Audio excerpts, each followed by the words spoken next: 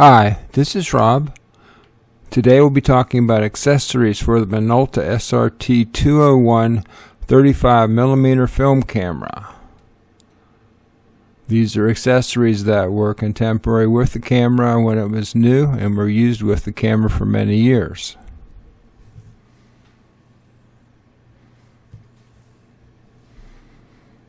First thing I want to look at is the Skylight Filter that comes with the macro lens that I use as a normal lens on this camera. It's just a 55mm Skylight, primarily used for protection of the main lens. A better example of why I do this, looking at my 200mm Soligor f4.5, you can see that when I dropped the lens on a rock, it cracked the Skylight filter just in half, but the main lens of the telephoto is in good condition, so it was protected by the filter.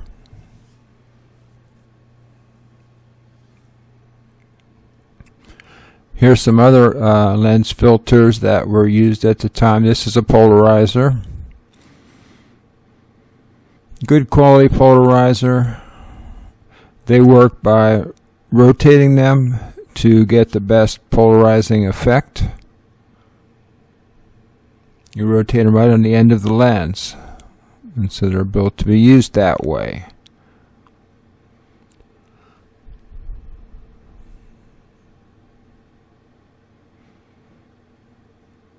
But what I really want to show you is the next one, which is another polarizer, but it has an interesting and useful added feature.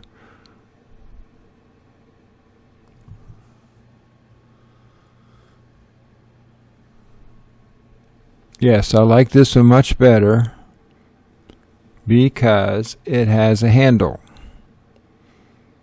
And that makes a lot of difference when you're looking through the viewfinder, trying to compose and shoot a picture, checking the exposure, checking the focus. Being able to reach over and grab the polarizer and rotate it for the best effect is much easier when you have this handle. So I use this one a lot.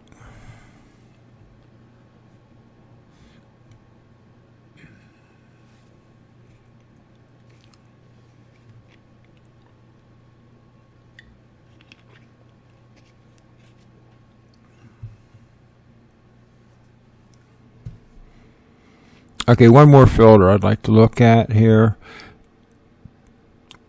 It's one of the ones I use the most. It's an orange filter.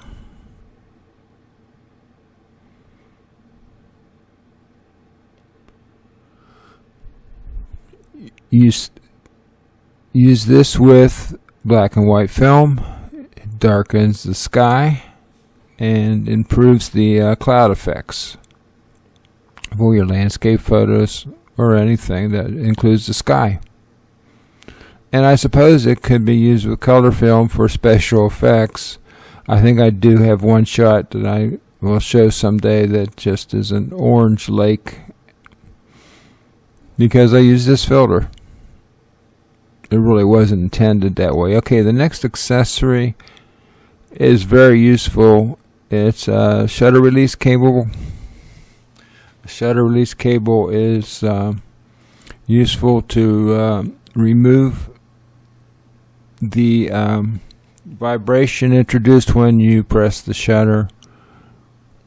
This one also locks, which allows for time exposures when your shutter speed is set to B for bulb. Works for fireworks, time lapse, anything you want to leave the shutter open for extra long time for. Okay, now we're looking at the viewfinder, the eye cup.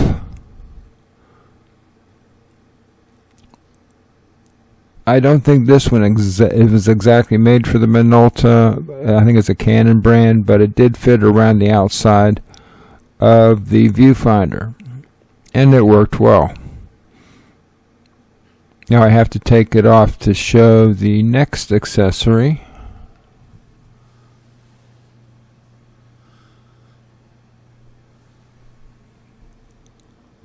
which is a Soligor MK-10A electronic flash.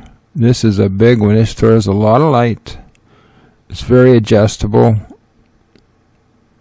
It has a good sensor. It hasn't been used in 20 years, so it's going to be interesting to see if it still works. But it has a manual mode and other modes that you can see there from the dial for different ranges. Just different. There's the back of it. The different distance ranges that you can use it with.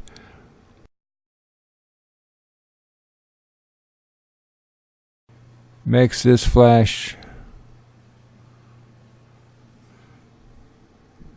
a great option. Okay, it comes with, this is an interesting option. It comes with a 5-foot cable, which allows you to take the flash off the camera but still read the light bouncing back to the actual camera position. So you can take bounce flash, you can take flash and pointing in some other direction, or you can hold it away from the camera and point it back towards the camera or towards the object from a distance. You can do a lot of creative things with this.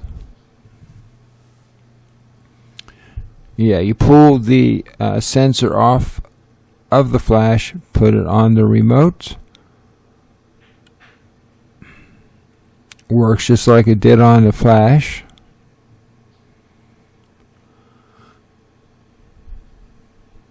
And then the other end is attached to the flash where the remote was.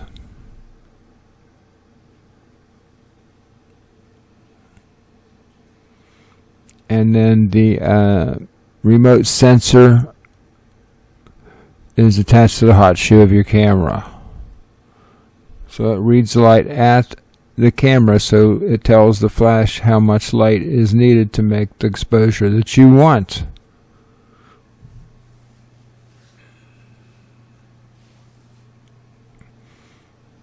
Okay, and you can move it a lot further from the camera than I show there. I'm just trying to keep everything in the frame. Okay, we're going to do a little calculation here about this equipment, including the camera. As this video is being made, it's 2018. This camera was bought in 1977, and most of the equipment was bought around that time. So it's 41 years old, and I can tell you it hasn't been used in about 20 years since the first digital cameras came out. So we're going to try it out. And you can see the flash is rotated to its side. And we're going to use the self-timer this time to reduce vibration while on a tripod. And this is a really flimsy tripod. You can see it shaking there. Okay, shoot it. You push on the self-timer button, and here it comes.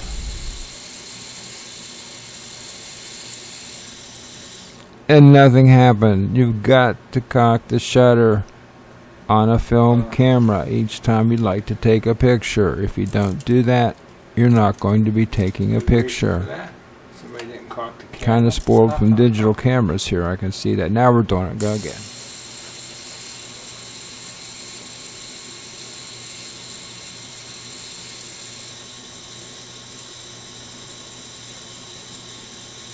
And there was a flash. It was minimal. Did you see the flash? Because I used it in too much light. I'll show some shots in a darker area in just a second. Here's the shutter release as it's used. The shutter release cable. And here's the flash being used in a darker space. You can see it really does still work. A 40-year-old flash. Okay, do it again. I hope you enjoyed this video about the Minolta SRT 201 film camera.